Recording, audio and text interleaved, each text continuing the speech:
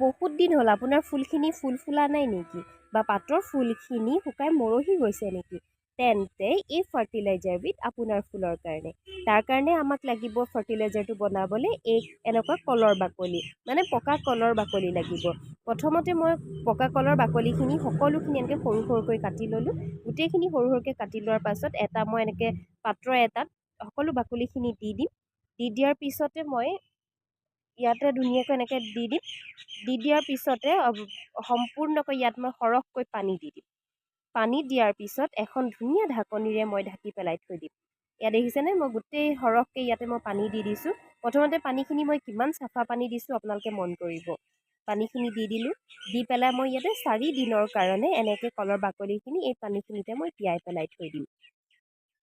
তাৰপিছত আপোনালোকক দেখাইছোঁ, কিন্তু তাৰ আগতে কওঁ, আপোনালোকে জানে যে কলৰ বাকলিত ভৰপূৰ মাত্ৰাত এণ্টি অক্সিডেণ্ট পোৱা যায়, যিটো এণ্টি অক্সিডেণ্টে আমাৰ ফুলৰ কাৰণে বহুত মানে উপকাৰী। আপোনাৰ ঘৰত ফুল আছে যদি, আপুনি ফুল ভাল পায় যদি এনেদৰে ফাৰ্টিলাইজাৰ তৈয়াৰ কৰিব আৰু আপুনি ফুলত দিব পাৰিব, আৰু আপোনাৰ ফুল একদম জোপোহা হৈ উঠিব। এতিয়া 4 দিনৰ পিছত এয়া চাওক আমাৰ ৰিজাল্ট। পানীখিনি আপোনালোকে প্ৰথমতে দেখিছিলে, এয়া হ'ল 4 দিনৰ পিছৰ পানীখিনি।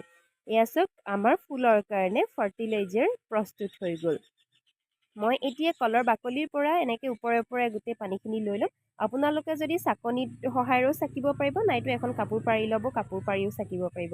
মই কিন্তু তেনেকৈ কৰা নাই, মই এনেকৈ ওপৰে ওপৰে সকলোখিনি পানী লৈ ল'লোঁ। তাৰপাছত ইয়াতে ৰখি গ'ল আপোনাৰ এই বাকলিখিনি।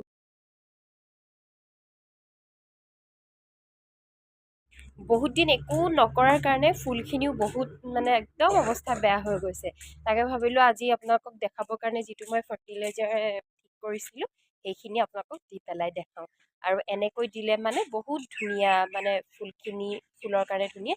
যদি ফুলা ফুল হয় বা পাতৰ ফুলো হয়, এই ফাৰ্টিলাইজাৰ যদি আপোনালোকে দিয়ে তেতিয়া কিন্তু বহুত উপকাৰ হ'ব।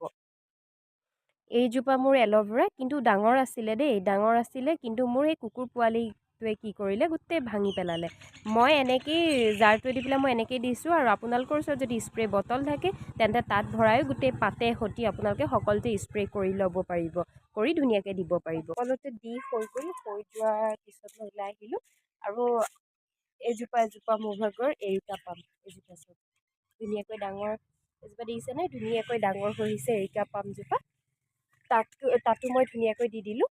আৰু মানে ফাৰ্টিলাইজাৰ কি আচলতে দিলে ফুলখিনিৰ কাৰণে ভাল, কিন্তু মই একদম দোকানৰ পৰা সময় পোৱা নাই।